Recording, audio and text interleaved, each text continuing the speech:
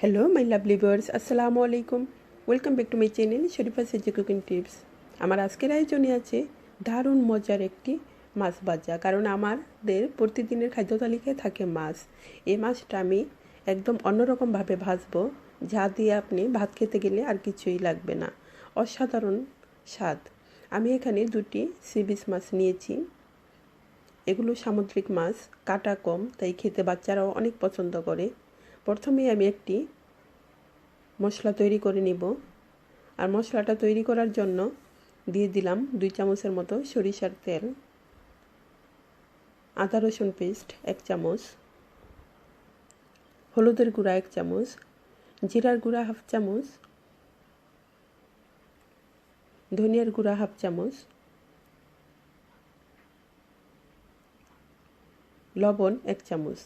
এখানে আপনি চাইলে শুকনো মরিচের গুঁড়া মানে লাল মরিচের গুঁড়া দিতে পারেন, কিন্তু আমি লাল মরিচ খাই না, তাই কাঁচা মরিচ দিব। এবং দিয়ে দিলাম 1 চামচের মতো লেবুর রস। লেবুর রসটা দিয়ে মশলাটা একটু ভালো করে মিক্স করে নেব।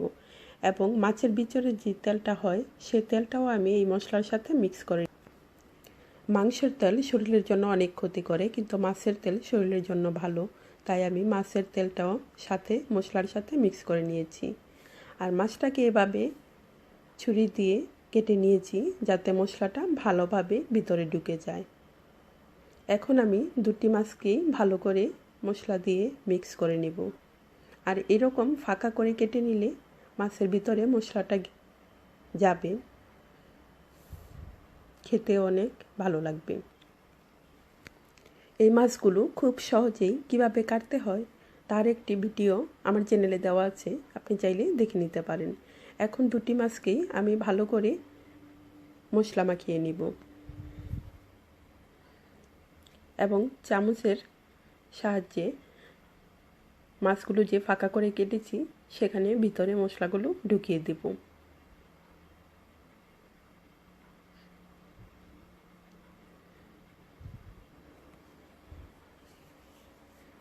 ভালো করে এপিঠ ওপিঠ মাছের ভালো করে মশলা দিয়ে মিক্স করে তারপরে রেখে দিতে হবে 5-6 মিনিটের মতো।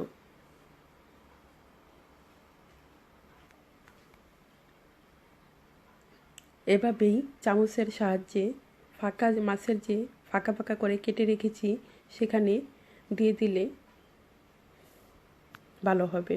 এভাবেই পুরো মাছগুলোকে ভালো করে মশলা মাখিয়ে 5 মিনিটের মতো রেখে দিব।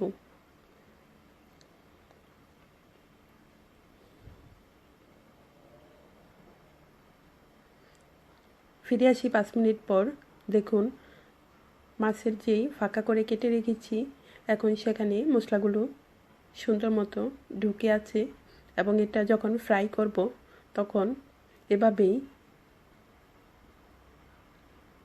ভিতরে থাকবে, খেতে অনেক ভালো লাগবে। এখন অবশেষে আমি দিয়ে দেব একটু টমেটো কুচি এবং 4-5টির মতো কাঁচামরিচ।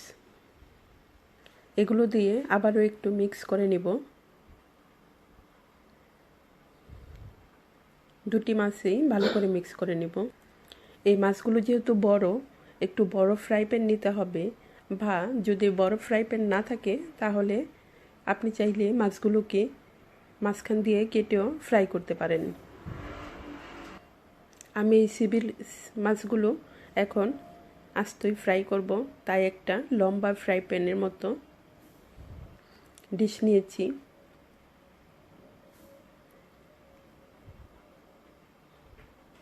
আর আমার এই ডিশটি একদম মাছের সাইজে আছে।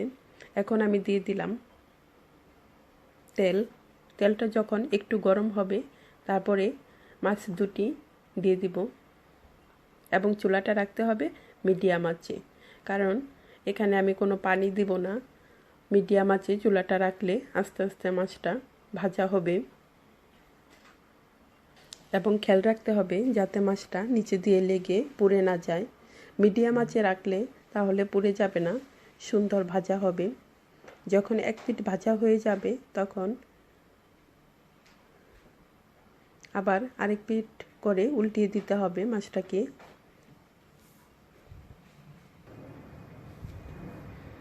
আরেক পিঠ করে দিলাম, বাস। আর চুলাটা কিন্তু মিডিয়াম আঁচেই রাখতে হবে। যখন আরেক পিঠ উল্টিয়ে দিব, বাস রেডি হয়ে গেল মাছ ভাজাটা। এখন আমি ওপরে দিয়ে দিব কিছু ধনিয়া পাতা।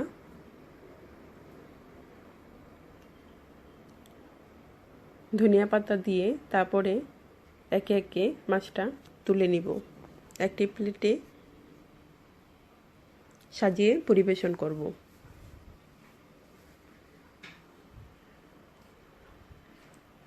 আশা করি আমার এই রেসিপিটি আপনাদের কাছে অনেক অনেক ভালো লাগছে। আমার চ্যানেলে আরও এরকম রেসিপি আছে, আপনি চাইলে দেখে নিতে পারেন। আজ এ পর্যন্তই, আবার কোনো রেসিপি নিয়ে হাজির হব। সবাই ভালো থাকুন। আর আমার এই রেসিপিটি ভালো লাগলে অবশ্যই লাইক দিয়ে শেয়ার করবেন এবং আমার চ্যানেলটি সাবস্ক্রাইব করতে ভুলে যাবেন না। আল্লাহ হাফেজ, আসসালামু আলাইকুম, থ্যাংকস ফর ওয়াচিং।